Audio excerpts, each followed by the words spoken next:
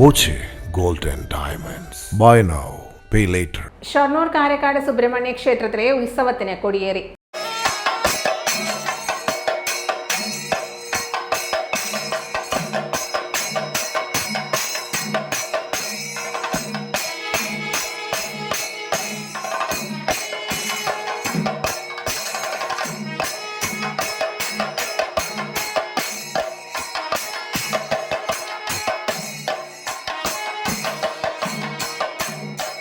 തന്ത്രി ശങ്കരനാരായണുണ്ണി നമ്പൂതിരിയുടെ കാർമ്മികത്വത്തിലാണ് കൊടിയേറ്റം നടന്നത്. തുടർന്നുള്ള ദിവസങ്ങളിൽ നൃത്തനൃത്യങ്ങൾ, ചാക്യാർകൂത്ത്, ഉത്സവ ബലി, ഉത്സവ കഞ്ഞി വിതരണം, കഥകളി, പാണ്ടിമേളം എന്നിവ നടക്കും.